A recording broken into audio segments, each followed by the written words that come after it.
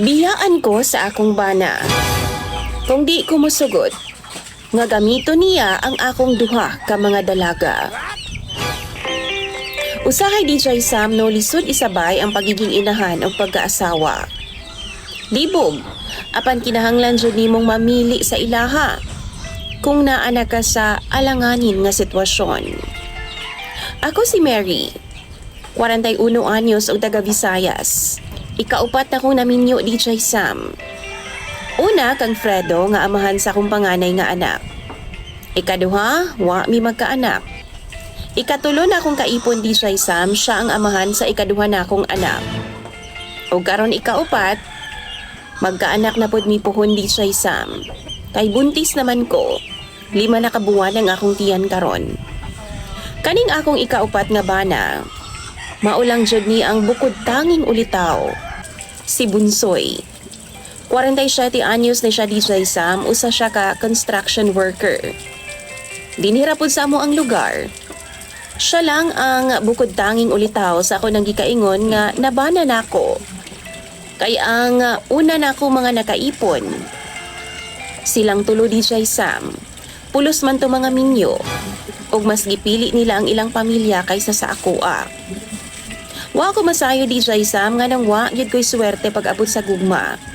Pero unsaon taman, nahitabo naman ang tanan ug wa na ko'y mahimo pa para ibalik ang panahon. Si Bunsoy DJ Sam, wa pa mituig nga nag-ipon ani niya. Mahal ko niya, mahal sab kaayo nako siya. Pero naalang ko'y napansin sa iya DJ Sam. Kanang tinan-awan bitaw niya sa akong duha ka mga dalaga DJ Sam. Ang akong mga anak mga babay puros, 20 ug 18 anyos. Ug naa sila sa amo ang nag-ipon ni Bunsoy, syempre mga anak nako sila. Ang kunon ko DJ Sam nga si Bunsoy ang provider sa amo ang mga panginahanglanon ug maglisod gyud ko kung wa siya. Akong panganay nagtrabaho na tuod sa usa ka tindahan, samtang ang ikaduha nagskwela pa sa senior high school. Pilit kay siyag tinan-awan DJ Sam ngadto sa akong mga anak. Giawayan na namo na, pero anak pa siya, unsa man daw na ang anak nga nagtan-aw raman daw siya. Di po daw niya malikayan DJ Sam nga maibog daw siya sa akong mga anak nga mga dalaga, kay mga hamis o puti daw kaayog paa. DJ Sam, diyang wa si Bunsoy sa balay, akong giistoryahan ang akong mga anak. Giingnan ako sila nga pwede ba nga kung naa sila sa balay, magpajama sila. Di sila mag-shorts, kay syempre, naa nami kaubang laki sa balay. Gisunod pod sa akong mga anak DJ sa mga akong warning sa ilaha. Pero makit-an gyapon nako si Bunsoy nga sige gyapon niyag tutukan ang akong mga anak. Hangtod usa ka gabi ni ana, wa dayon musulod si Bunsoy sa amo ang kwarto. Nanigarilyo pa siya sa gawas, maong ako siyang giduol kay tingalig na siya'y problema ba nga gihuna-huna. Gipangutanan ako siya DJ Sam, pero tahasan niyang giingon sa akoa nga gusto daw niyang mogamit sa akong mga anak na mga dalaga. Kapalit daw ana DJ Sam, lifetime commitment sa akoa. Di siya daw ko niya biyaan. Dili sama sa mga lalaki nga amahan sa akong mga anak na mga nakaipon ako kaniadto. Nag-promise siya DJ Sam nga magstay daw siya sa akong side. Basta, pasagdan lang daw nako siya sa iyahang gusto nga mahitabo. Di daw niya mapugnan ang iyang kaugalingon DJ Sam.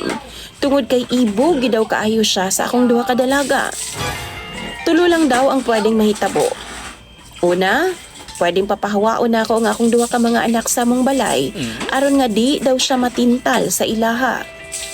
Ikaduha, siya ang mapahawa sa among balay ug magbuwag naming duha.